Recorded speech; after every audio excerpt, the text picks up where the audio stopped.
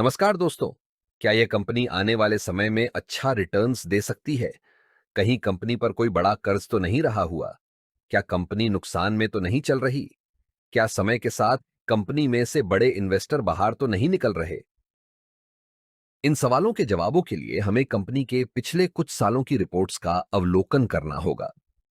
दोस्तों, आपसे एक अनुरोध रहेगा कि अगले 4 से 5 मिनट इस वीडियो को बैकग्राउंड म्यूजिक के साथ ध्यान से देखें, जिससे आप खुद समझ सकेंगे कि कंपनी में कितनी मात्रा में और कितने समय के लिए होल्ड करना एक बेहतर विकल्प हो सकता है।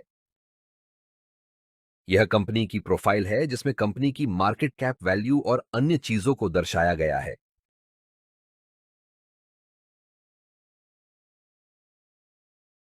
कंपनी के स्टॉक की वैल्यू में होने वाले बदलाव को ग्राफ के माध्यम से देख सकते हैं और इससे अंदाजा लगाया जा सकता है कि कंपनी के स्टॉक वैल्यू में कितना फेरफार हुआ है।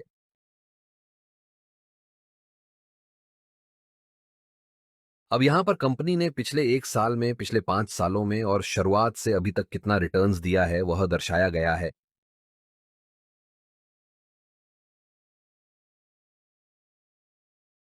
दोस्तों, अब हम कंपनी की फाइनेंशियल रिपोर्ट को देख लेते हैं कि कंपनी कितना रेवेन्यू और प्रॉफिट बना पा रही है। क्योंकि कंपनी को आगे बढ़ने के लिए अच्छा प्रॉफिट बनाना भी जरूरी होता है, तो नीचे की रिपोर्ट पर ध्यान दे।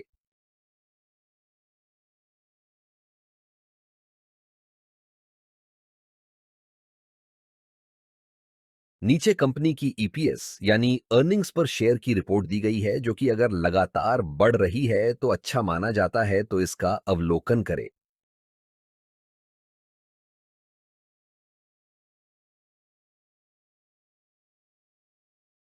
नीचे कंपनी की डीपीएस यानी डिविडेंड पे आउट रेशियो को दर्शाया गया है।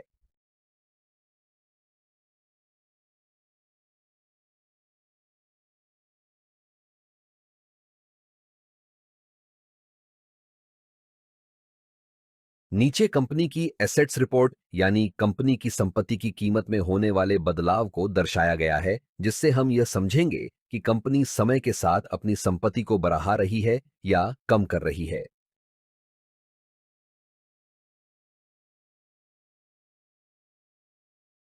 नीचे कंपनी की कैपिटल एक्सपेंडिचर्स की रिपोर्ट को दर्शाया गया है, जो अगर समय के साथ बढ़ता है तो यह कंपनी की ग्रोथ के लिए अच्छा माना जाता है।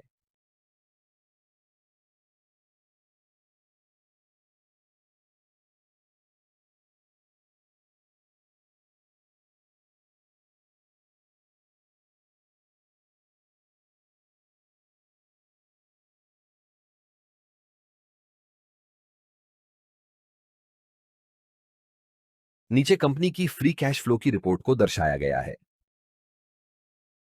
नीचे कंपनी के द्वारा दिए गए पिछले 5 डिविडेंड की रिपोर्ट्स का अवलोकन करें और जाने कि कंपनी डिविडेंड के मामले में कैसी रही हुई है।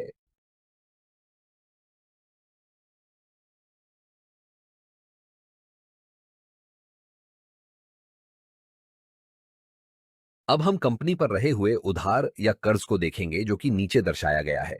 अगर यह समय के साथ कम हो रहा है तो अच्छा माना जा सकता है, पर अगर लगातार बढ़ रहा है तो वह अच्छा संकेत नहीं माना जाता।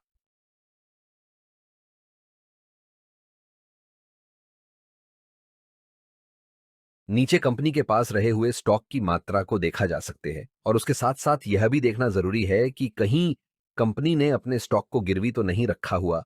अगर रखा भी है तो कितनी मात्रा में रखा गया है। कंपनी में म्यूचुअल फंड्स के द्वारा की गई होल्डिंग को नीचे दर्शाया गया है।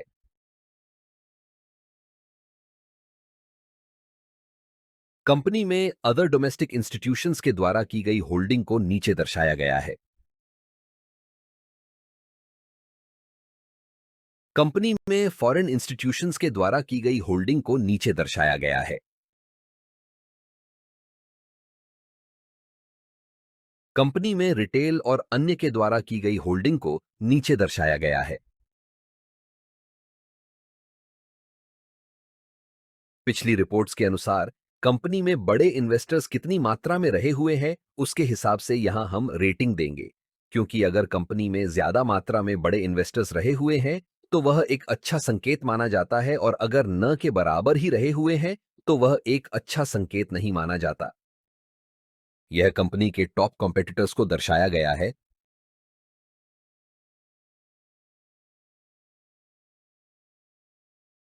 कंपनी में कुछ पॉपुलर प्लेटफॉर्म के द्वारा बताए गए रिस्क को नीचे दर्शाया गया है।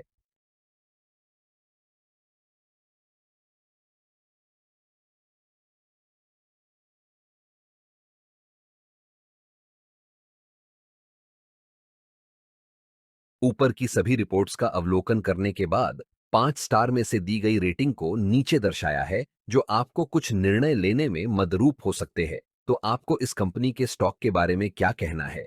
हमें कमेंट जरूर करें।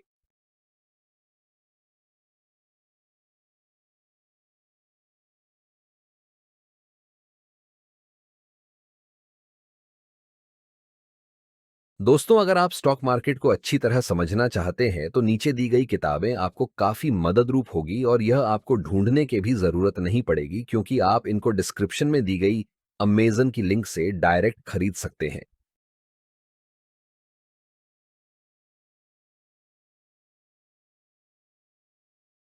कंपनी में निवेश करने के कुछ ऐसे कारण जो कंपनी के स्टॉक की वैल्यू को तेजी से ऊपर ले जाने में मददरूप हो सकते हैं।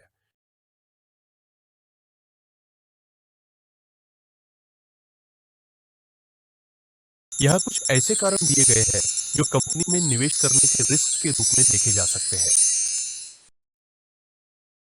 दोस्तों, स्टॉक से जुड़ी नई जानकारी के लिए चैनल को सब्सक्राइब करें और आप कौन से स्टॉक पर वीडियो देखना चाहते हैं, हमें कमेंट करें।